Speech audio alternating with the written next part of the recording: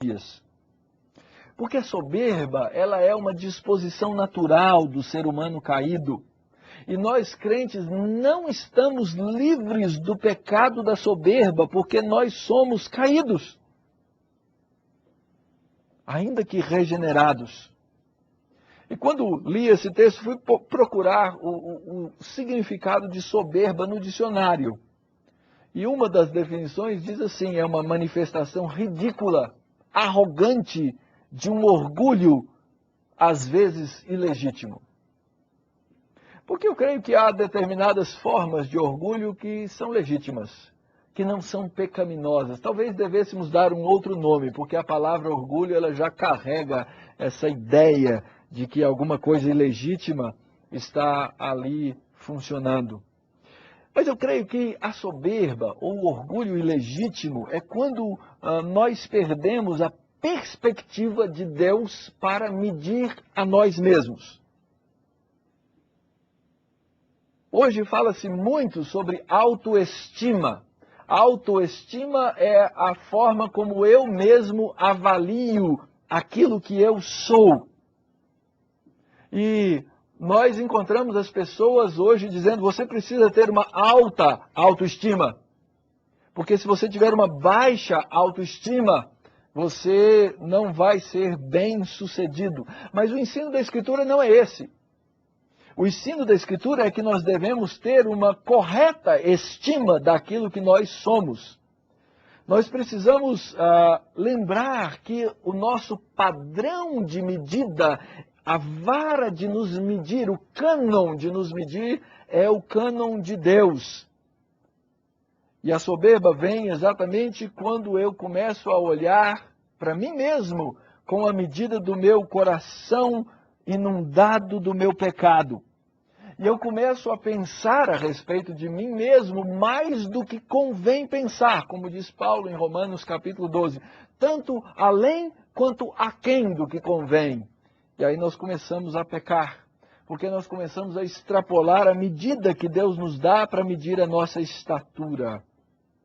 Ora, à medida em que o coração do homem caminha pela soberba, ele não consegue mais olhar para si mesmo com os olhos de Deus. O crente começa a achar que ele é bom crente porque ele é um cara bom mesmo, não é? Não por causa de Deus, não por causa da graça, não pela operação da misericórdia, mas pela sua própria capacidade, pela sua própria engenhosidade. E começa a esquecer-se que é crente porque Deus o fez crente, por pura graça e misericórdia. E se existe algo, se é que isso é possível, que é deprimente em todos os seus aspectos, é um crente soberbo. Aliás, a Escritura nos diz: abominável é ao Senhor todo arrogante de coração. É evidente que não ficará impune. Jesus nos conta a história de dois homens que foram orar. Um disse: Senhor, eu te agradeço porque eu não sou como esse cara aí, é um pecador. Qual o erro desse homem? Primeiro, ele vivia uma fé para o consumo público. Ele queria aparecer para todo mundo. Por causa da sua soberba, é óbvio. Mas pior do que isso é ele pensar que era reto diante de Deus por causa dos seus próprios méritos. E aqui é exatamente o ponto aonde o presbiterato se desfacela.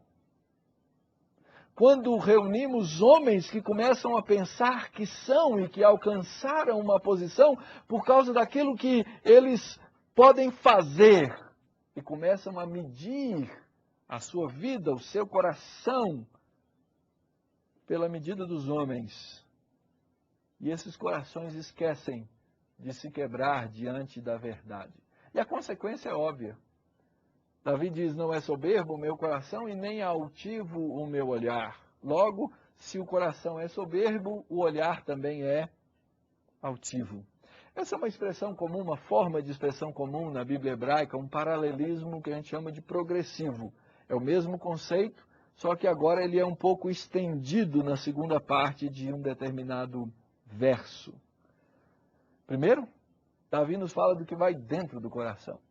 E agora ele vai nos falar de como isso transparece na vida do indivíduo que se tornou soberbo. O soberbo, ele vai conquistar um olhar altivo na sua vida. Uma coisa é consequência da outra. Agora, a altivez aqui não se manifesta necessariamente com esses olhos da carne. Nem todo soberbo é alto para olhar de cima com os olhos da carne, mas essa altivez pode se manifestar de muitas formas na vida de um homem. E a altivez também é uma coisa que Deus não tolera. Da mesma forma que a soberba, a Escritura nos ensina no livro de Provérbios o seguinte: 6 coisas o Senhor aborrece, e a 7ª, a sua alma abomina. Qual é a 7ª? Os olhos altivos.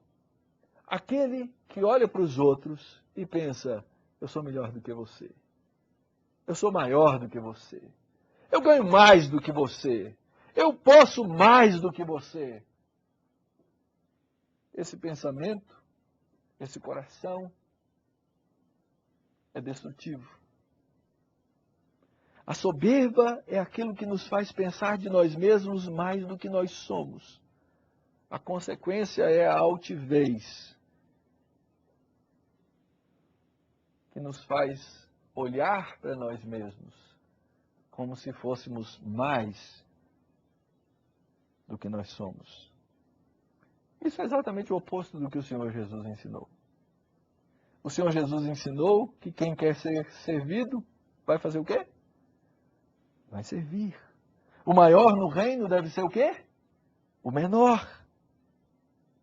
E Davi tinha essas características. Interessantemente, o grande rei de Israel era também aquele homem que no meio do povo vinha celebrando a chegada da arca à cidade. E é interessante o episódio em 2 Samuel, capítulo 6, porque a esposa de Davi, que era filha do rei Saul, estava da janela olhando Davi chegar no meio do povo com toda aquela alegria, no meio dos servos e das servas. E quando Davi chega em casa, ela lhe passa literalmente uma descompostura. O que é isso? Você é o rei de Israel e fica se misturando com o povo. Davi vira-se para ela e diz, Davi a Mical, 2 Samuel 6:21, perante o Senhor, que me escolheu a mim antes do que a seu pai e a toda a sua casa, mandando-me que fosse chefe sobre o povo do Senhor, sobre Israel, perante o Senhor eu me tenho alegrado. Ainda mais desprezível me farei e me humilharei aos meus olhos. Quanto àquele povo, as servas de quem falaste, provavelmente você está com ciúmes, delas serei honrado.